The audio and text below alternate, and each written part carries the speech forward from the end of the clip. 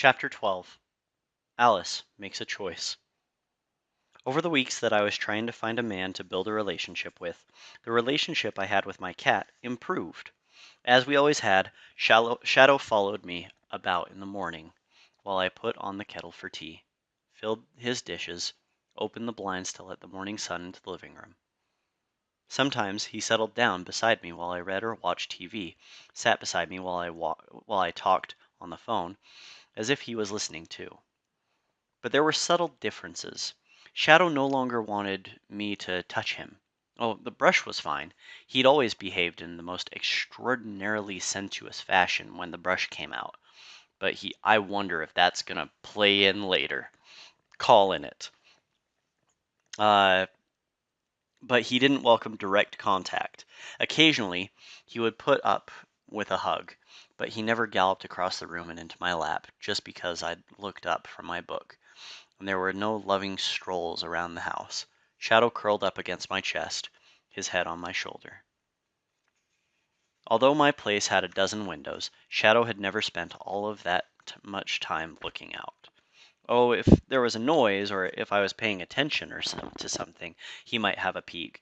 But mostly he seemed to see windows as holes that let in patches of sun for him to sleep in, or occasionally a flying creature he could stalk and chase. Now he was in one window or another for most of the day, all but abandoning his post in the bed next to my desk, which once had grown nearly black with his fur between bi-weekly visits from my cleaning woman. Tables and chairs within window range now became cat furniture, and where necessary, he made his rump comfortable on the narrow window sill for as long as he needed to look. My behavior changed too. Now I always shut the bathroom door even when I was just brushing my teeth, but especially if I was taking a shower. I closed my bedroom door when I dressed, making sure in both cases that Shadow was on the other side. I didn't tell him where I was going when I left. I didn't talk to him much at all. Then one day, I went looking for an old tablecloth I'd promised to loan Amelia and found the stash of Sam's things. All of those packages, the boxes of underwear, the shopping bags of slacks and shirts, the pajamas, even the Armani suit, were neatly folded and stacked in the living room closet. But not by me, and certainly not by my 15-pound cat. I went for a walk, and when I came home, I had made up my mind. In our previous relationship, Shadow had taken all the initiative. He had decided to become a man. He had decided when to come and go. He had set the tone. Now, it was my turn. When the house was growing dark, I started a log in the living room fireplace. While the water boiled, I found a particularly lovely teapot with matching cups and sandwich plates, a wedding gift I rarely used. The borders were cheerful yellow, and in the center, ladies in low-cut gowns flirted with gentlemen in satin knickers. I used fresh leaves, not bags, for the tea, and I rustled through the refrigerator to find refreshments, stale bread that made lovely toast with the crust trimmed off, a cucumber, a bit of cream cheese, berry jam a friend had bought me from the Shakespeare Festival in Oregon, and a can of Italian tuna. Another wedding acquisition had been a beautifully carved breakfast tray in dark wood. As you know, my husband and I never spent much leisure time in bed, and I never particularly enjoyed eating in bed myself, but the tray made a perfect fireside table, if you didn't mind sitting on the carpet. I laid it now with peach-colored damask napkins and the tea things. When I brought my tea table into the living room, the fire was providing a pleasant glow.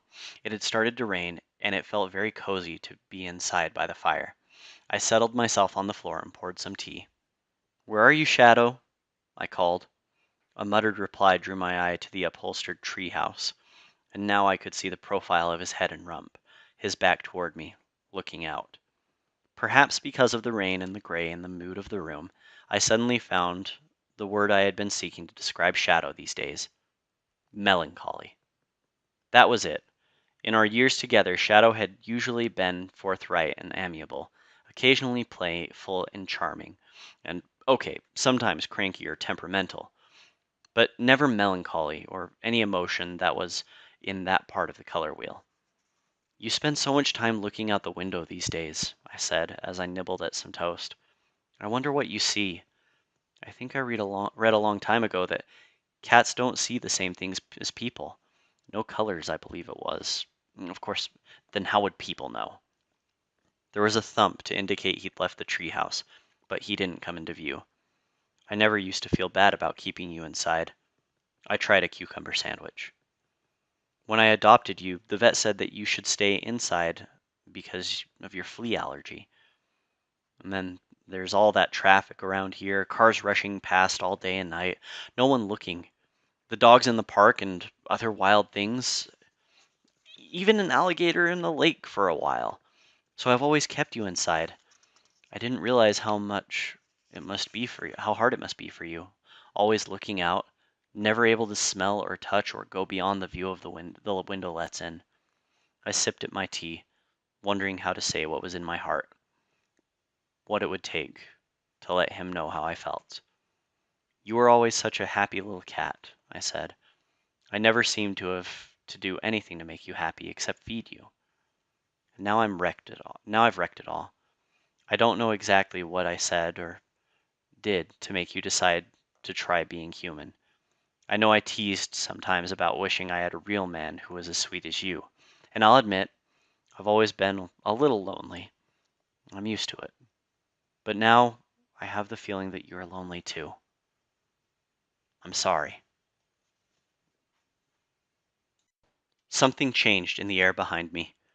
First, I noticed the smell. Something old, but not decaying, like moss on the stones of a hidden grotto that rarely knew sunshine. Then there was a sound between a buzz and a whistle, and a small draft of air made the fire burn briefly brighter. I knew before I felt his hands on my shoulders that Shadow was a man again. I'm sorry too, he said, and I felt his nose in my hair, a brief touch of his lips on my neck. I didn't realize how it would be, that you would be afraid, that there would be so many things to learn. Like tea, I said, pouring some into the second cup I'd brought with me. Will you have some? I like tea, he said, settling across the little table from me. I liked a lot of things about being a man. Going outside, I said. It wasn't just that. Being in the world as a human was so different, so exciting. Being tall and strong, seeing with new eyes. You're right about cats. They don't see colors, at least not in the same way. And eating meat with the blood still in it. Being able to talk with words. And yes, walking out of this house and finding the world out there so very large and so full of, well, you know how it is. Exciting, I offered. Dangerous? Yes, both. He sipped at the tea. I offered him a cracker spread with tuna, and he took it politely, chewing very slowly before he swallowed. Instead of the Armani, he was wearing one of the dark gray sweatsuits I had bought. You changed clothes, I said. When did that happen? More than the firelight made his face rosy. So, I prodded. You bought all those clothes, he said. One day when you were away, I decided to try them. I like this. It feels good. So you haven't been a cat all this time. I am a cat when you're here, he said, until now. But sometimes when you're away, particularly if you're away a long time, I try out being a man myself again. Ah, so there are some reasons for being a man other than simply easing my loneliness. He smiled. I suppose from the first, I was curious about trying on a man's self. But I also thought it would be good for you. Then after you told me to stop, well, I had been a man and learned some man things. I found I missed them. He put his sandwich down. Is this just for now? I need to know this. Do you still want me to be a cat? Or am I supposed to be this Sam creature sometimes and a cat others? Do you know what you want from me? I had been sitting sideways to the fire, but now I turned to face the man of my dreams. I would like you to be a man again, but this time, I want you to be a man all the time, not a cat sometimes and a man others. As for Sam, we'll still need to use that name, or maybe another with outsiders. Other people won't accept that you're a cat, I said, taking a deep breath. I added, but I do. I know your shadow. I think that's why I've always been so fond of you, why I liked you so much once I stopped being afraid. Shadow set the tray aside, closed the space between us, and put his arms around me. My body responded with a quickness and power I hadn't experienced for quite a while. We need to talk about some things, I said. About sex, he said. I'm not sure why I made you so angry, but I know I did. You said you didn't want to make love to me, that I was too old for it. I was very hurt, so I tried to hurt you back. I said those things? He pulled back, his face skeptical. I said I would never have sex with you because you're not in heat anymore. Isn't that the same thing? You think it is? Well, perhaps you should tell me, Shadow. I guess I don't understand. Among cats, it's quite simple and reasonable, he said. Sex is something we do for the family, for the clan. The female experience what you call heat. She has no choice. The males around her are compelled to mate with her. They have no choice. If there are to be kittens, these things must be done. We get caught up in the fever. Natural forces beyond us are in control. Sex is required for us. It's not something we enjoy. I thought of Shadow's foray among the heat-favored women at Walgreens the first day we went out together. As I looked back, I could see that what I took as an expression of delight might easily have been distress. Obviously, he'd meant for me to be relieved, not insulted, when he insisted that such behavior would never take place between us. Still, I couldn't help but ask, really? Don't you enjoy it even a little bit? It's for the family, he repeated. What a shame, I said. If you haven't figured it out in all your lives of watching people, humans like to have sex even when they're not having babies. I won't say sex is always fun, but we think it's supposed to be. I'd say it's a real loss if cats don't take any pleasure in it. He shook his head. Sex and pleasure, he said, with that superior feline tone, are two different things. Even human beings ought to know that. You'll be relieved to know that cats have a highly developed sense of pleasure. In fact, it's widely known that no other creatures savor pleasure with as much intensity as a family of cats. And as it happens, even among cats, indoor cats are considered to be particularly highly attuned to the sensual. In fact, outdoor cats say we exchange the excitement of catching our own food for the pleasures of touch. You mean outdoor cats aren't as good at pleasure? He dropped his eyes. Outdoor cats have only other cats for the collaboration that creates pleasure. Indoor cats, quite obviously, nearly always have one or more human beings, and human beings are quite useful in helping us achieve the more advanced varieties of pleasure. You mean we're good at petting cats? Wow, there's an accomplishment no one's taken note of before. His stare chastised me. Obviously, you're not considering all of the nuances, all of the places that can be touched, all of the ways of touching, all the moods in which touching can be done, all of the possible responses to touching. Oh, for goodness sake, I said, my hand reaching out of its own accord. I take my hand and I put it on your shoulder, I illustrated. I drag down your arm and then I lift it off. Maybe with a little pat at the end. Big deal. You're angry, Shadow said.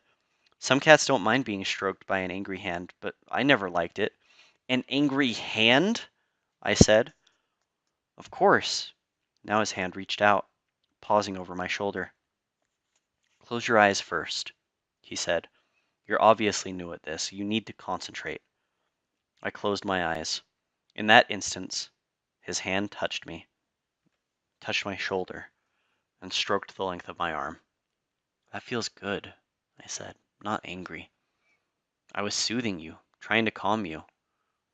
His hand returned to my shoulder. This time it felt like little needles were embedded in his palms, and they prickled uncomfortably. That's how angry feels, he said. And this, his hand repeated the motion, This is trying to give pleasure, what you call loving. It was like warm oil penetrating far below the surface of the skin until even my bones melted. I could feel a flush spread across my chest and up my neck, and I opened my eyes into his. "You are pleasured," he said. "Oh, yes." "There are more things I could show you," he said. And he did. We burned through a half dozen logs before we finally fell asleep in each other's arms.